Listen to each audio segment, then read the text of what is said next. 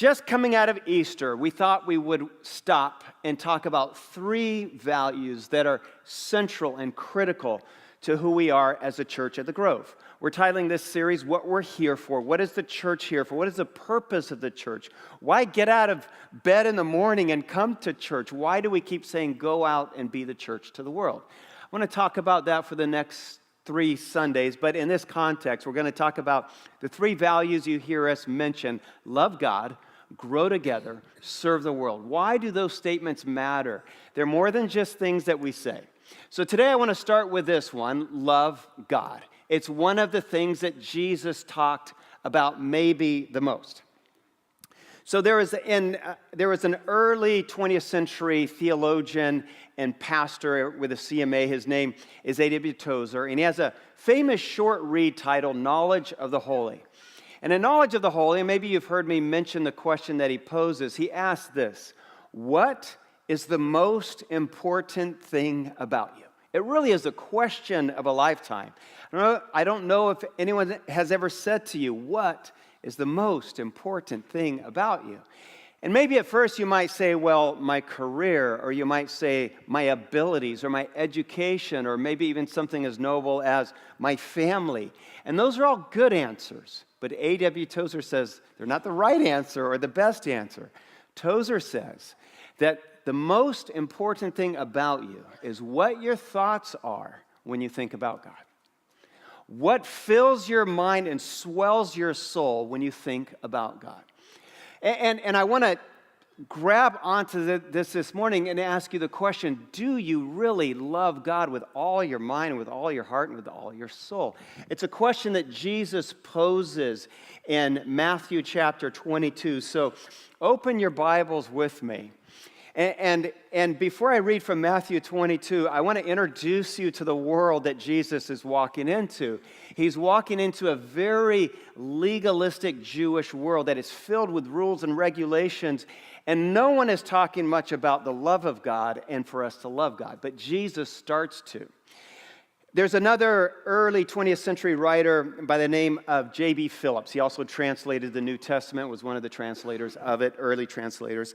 And J.B. Phillips has another book titled, and it's one of my favorite titles, it'll preach all day long, it's Your God is Too Small. How do you like that? And sometimes when I talk about your God is too small, I talk about it in the context of your ambitions for God are too small. But maybe today I want to change that title a little to say, your God is too angry. I think in many churches and many places, we only have an angry idea of God and not an idea of God that Jesus talks about, that we have a Father in heaven who loves us. And we are invited to love him back. So that's where we're heading this morning. So Jesus is asked a question by one of the religious ones that is trying to catch him in a trap. And they say, what is the greatest commandment of all? And Jesus reaches back to Deuteronomy. In our Bibles, it's Deuteronomy 6. And he quotes the Shema. It's the most famous of all Hebrew sayings. It starts with these words: the Lord our God is one God. It's the most famous line in monotheism. And then the Shema goes on, and Jesus recites it, Matthew 22, verse 37. He says, love the Lord your God with all your heart. Love the Lord your God with all your soul. Love the Lord your God with all your mind. And then he says, this is the first and greatest commandment. And the second is like it: love your neighbor as yourself. And that piece we're going to talk about on week 3. So Jesus says, above all else, love God with your whole mind, with your whole heart, with your everything about you. Because he knew that in his world, people did not love God like that. They obeyed God, but they didn't love God. Going back 2,000 years before Jesus, we have Abraham. Abraham was the first who God calls to found a nation to follow him, right? So I want to introduce you to the world that Abraham lived in. Abraham lived in the land of Canaan, among the Canaanites. The land of the Canaanites was littered with gods. That's gods with a small g.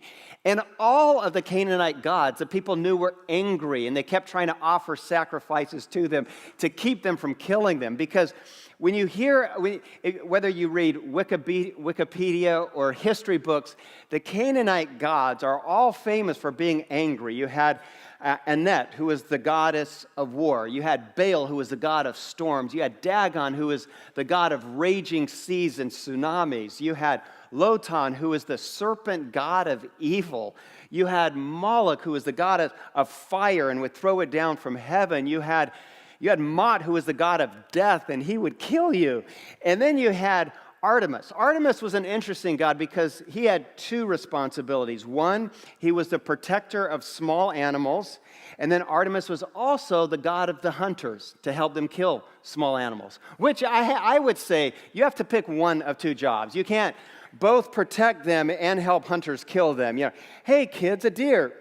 I don't know how that worked.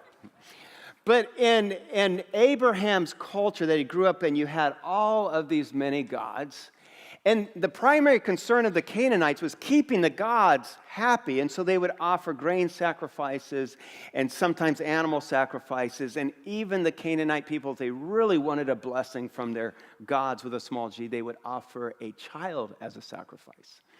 I know a little bit about the sacrificial system and its flaws, because the fundamental flaw is that the sacrifice always has to get bigger if you're going to please the gods with a small g.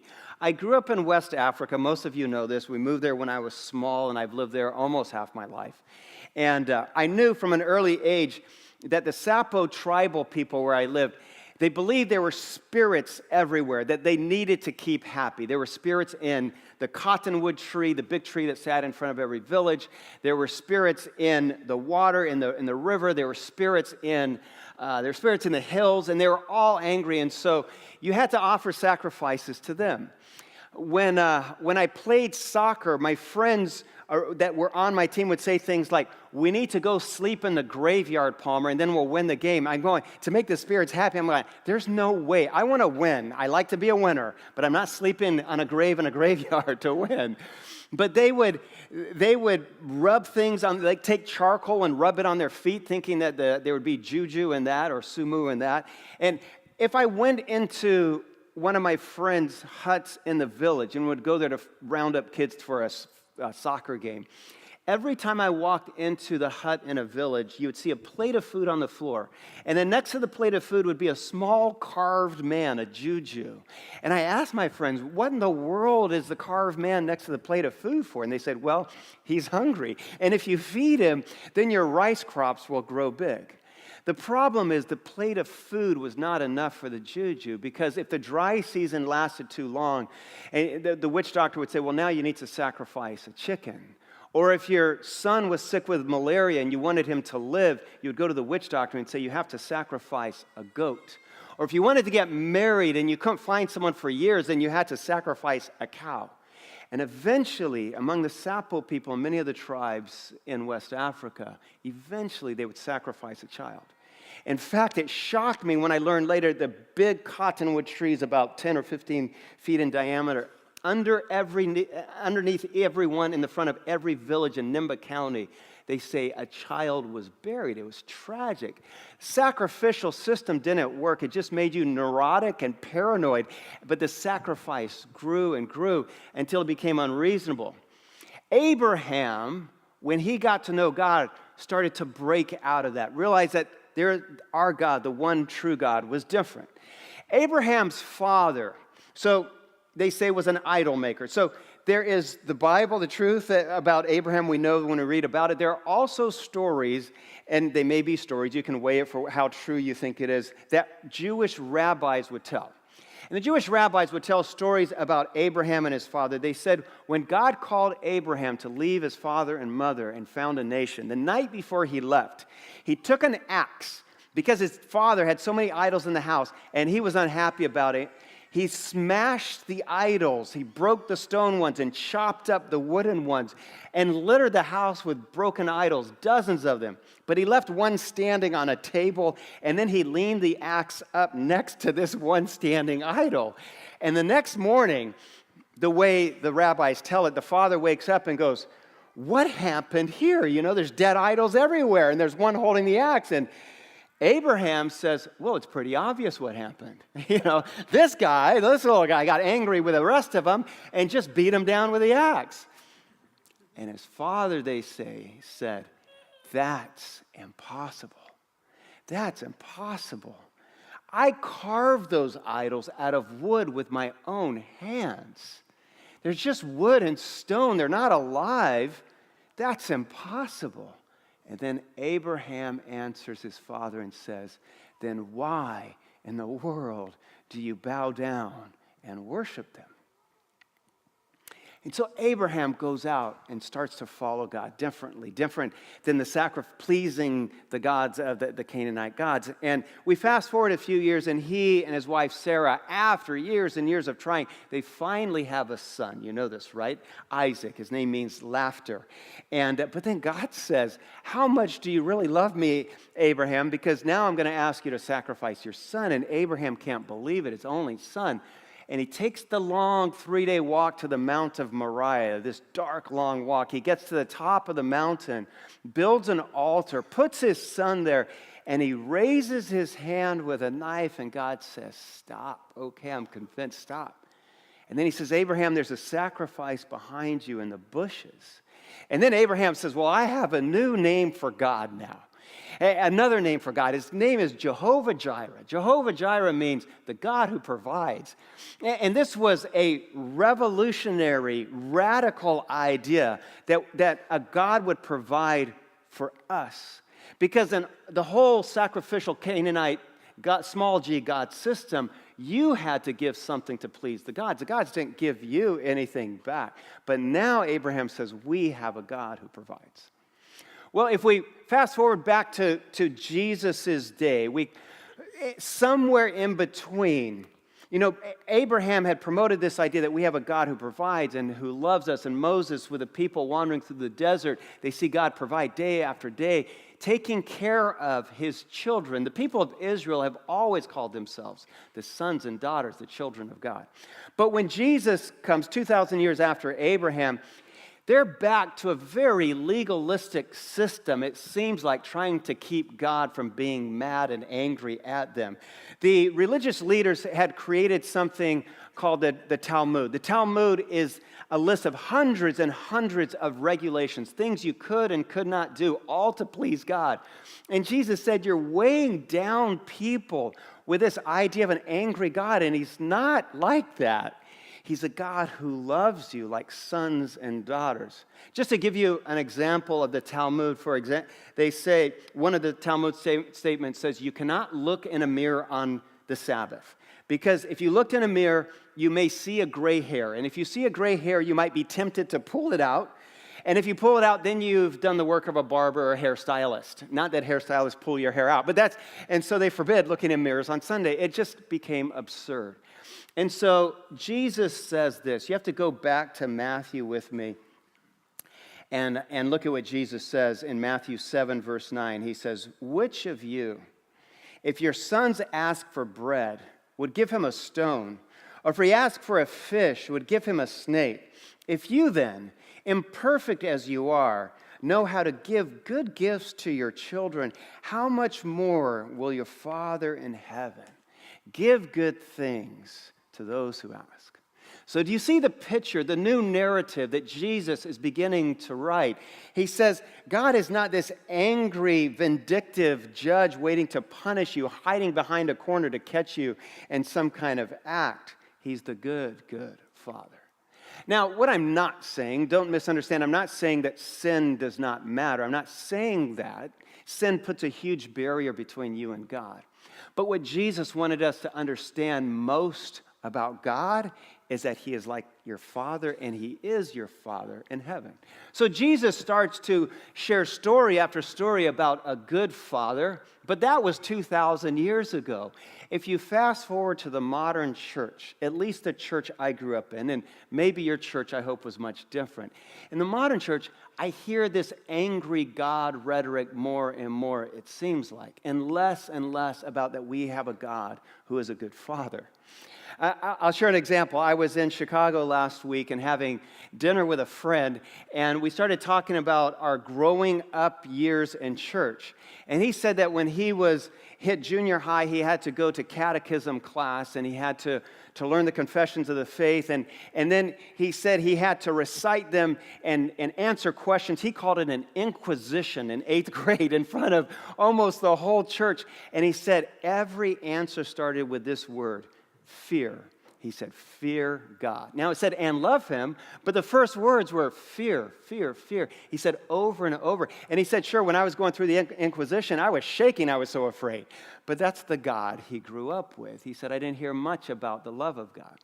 That was much like my own experience, even though I come out of a different denomination than he did. In my experience, I remember early on hearing that God was angry with us. In fact, there was a famous sermon. It's not a bad sermon. It's by a good preacher, but over 100 years ago, there was a sermon preached. And I still remember the title. I heard it so many times, even as a 6th grader, 7th grader. The sermon title is Sinners in the Hands of an Angry God. And that's who you are. You're a sinner in the hand. And I know we're sinners, but I didn't know God was so angry. In fact, the preacher in this sermon says, you're like a spider dangling by a single thread of a web over the flames of hell. And I was like, oh my goodness, this can go bad quick. And the slightest misstep could burn that. So, I'm going to be honest with you. Fast Times at Ridgemont High comes out. It's rated R. Do I go? Or is that the final? Will that burn that final thread? It's a big risk. Do you take the risk? I don't know. We are sinners. I get that. We sin. But God's not chronically angry. We miss the part sometimes that he's the good Father. Let me go back and read this again, what Jesus says in Matthew 7, verse 9. He says, verse 11, he says, how much more will your Father in heaven give good things to you, and to you, and to you, and to those who ask? Chris Tomlin has written a song that we sing sometimes here at the Grove titled, Good, Good Father. I think his theology is spot on. And he says this, he says, and he's picking up on Jesus' new narrative that we have a good Father. And the title of the song is Good, Good Father. He writes and sings, I've heard 1,000 stories of what they think you're like. In other words, a lot of times they get it wrong. But I've heard the tender whisper of love in the dead of night. And tell me that you're pleased and that I am never alone, because you're a good, good Father. It's who you are. It's who you are. And I'm loved by you. It's who I am. It's who I am. I don't know what image of Father comes to your mind when you think about your Father on earth. I feel very fortunate and blessed that when I think about my Father, I think about a good, good Father. I'm very fortunate to feel that. I write about a moment that kind of encapsulates what my father was like. When I was 16 years old, my twin brother and I managed to get our hands on a pair of police handcuffs. I'm just going to be a little vulnerable here, okay? I did a lot. You do dumb things when you're 16. Anyway, we had these handcuffs, and we carried them around with us everywhere because there was always someone who was in need of incarceration. And so I had the handcuffs in my back pocket, and it's summer, and there's like half a dozen of us hanging out, and we had gone to this small burger shack, and lo and behold, here's a kid from high school who we knew and who annoyed us and was a little younger and smaller, so obviously in need of being handcuffed. And so my brother put him in a chokehold, and I handcuffed him to the bar stool, which was the right thing to do. I'm not gonna tell you that. So, but he starts to flail and scream like we're killing him. And I said, hey, just calm down. His name was Ricardo. He's from the country of Spain. I'm saying, Ricardo, man, you're not really going to jail. We're just going to leave you there. But he's screaming. Now he's crying. And he's yelling at his other buddy from Spain, Pepito, call my brother. His brother's big, really big. Call my brother. And so Pepito's dialing his brother. I'm saying, hey. And Pepito says, the Chinchen brothers are beating up your brother. I'm going, no, that's not what's happening. It's not happening at all. And so we have a few good laughs and finally free him. Okay, it wasn't that bad. I just want you to get this. We didn't hit him, honestly. And so pack up the handcuffs, head back to the house. And we had just closed the front door when I see a car speeding up the road and up toward our driveway, and it skids to a stop, and out gets his big brother. I'm 16, and skinny, really skinny. The big brother is like 19, pushing 20, big and hairy. One of those guys, big boned guys. And he gets out, he looks mad. He's coming our way, and then his father gets out the other door and is behind him. So I say to all my buddies, hey, it looks like they have a bad attitude. Let's go out there and see what they want. And then as we're walking out, I gave all my buddies this advice. I said, look bad. Look bad. That would help everything. And so I pushed Joel out the door first, and he got cold cocked. Boom. And then he gets kicked in the rear as he goes back in the house. The rest of us scatter. Fortunately, the big brother is big, but he's slow. He's not fast. But the father pulls a knife on my mother, I promise you, pulls a knife out of his pocket and starts chasing us around the yard with a knife. Who does this? So I yell what everyone would yell. I say, throw rocks, because we had like here in Arizona, you have granite around your house. So did we. And it wasn't like half-inch, three-quarter inch granite. It was like 1 or 2 inch granite, big, good size. We were humming it at the father. Not really hitting him, but just trying to keep him at bay. And he's running around the yard. They're screaming, and then I see my dad coming. I don't know how he heard all the commotion. I don't know what alerted him, but I see my dad coming up the driveway, and I'm like, oh. And so the man puts the knife away, but I go, oh, my dad's here. He was in World War II. He's going to let these guys have it. And my dad comes, hey, he said, what's going on? I said, hey, these guys are trying to stab us. And he's like, what? And so he pulls everyone again, and they said, well, your sons handcuffed our sons and roughed him up. My dad goes, where'd you get police handcuffs? Yeah, don't worry about that, Dad. Don't worry about that. So he looks at the man and he says, you can't try to stab high schoolers. They're just in high school. Like he didn't know it's wrong to stab a high schooler. And he goes, oh, I'm sorry. I know. I'm a Basque Spaniard. We have tempers. I'm from Basque, Spain, and I'm sorry. And then he looked at us. He says, you can't rough up his kids. And so we apologized. And then my dad says to them and all of us, hey, we all live in this community together. You guys all go to school together. We can't have this madness. And we all said, you're right. And then he says, now we're going to pray. And I was like, what? We're going to pray with the guy who was trying to stab us. And the man who had the knife, he bows his head. The big hairy son bows his head. And my dad prayed with us. And it changed everything because he really was the good father. I have a key thought that I hope you take home today. It's in your handouts. And it's this. Today, I wrote, I want to invite all of us to radically reclaim the revolutionary message of Jesus, that God is the good Father. He's stopped being so angry at you, if that's the idea you had. And he's good to us, and he wants the best for us because of this simple, straightforward fact that he loves you. And I think when we understand that, and when we grasp that, then we can love him back. Because it's very careless to say love God if we don't have a good reason to love God. By the way, have you ever tried to love someone who's chronically angry? It's really hard. But if you understand that God is utterly and ultimately the good Father, then it becomes very easy and makes sense to want to love him in return. John says it so well in 1 John 4:19. We love him, or we love God, because he first loved us. Do you know that 265 times in the Bible, the writers of the Bible refer to God as Father? 265 times he's called Father. And Jesus talked about him, not just as Father. I like that he kept saying he's the good Father. Because maybe your idea of father, maybe you had a father who wasn't so good. Maybe he was absent or mean-spirited, and it's the wrong idea. And so just simply saying God is Father is a little short on describing him. He's the good Father. My wife gets this, my wife Veronica. When I got to know her in college, she told me her story. Her father left when she was just 6 years old. So she grew up without a father. And then when she got to college, I heard her talk about God in a way I'd never heard anyone talk about God before. she would say, God is my Father. And I never heard anyone think, and I'd say, why do you say that? And she'd say, well, He's protected me. She said, the only way I got into Biola or could pay for it was because of God. There's no one on earth that paid for it but God.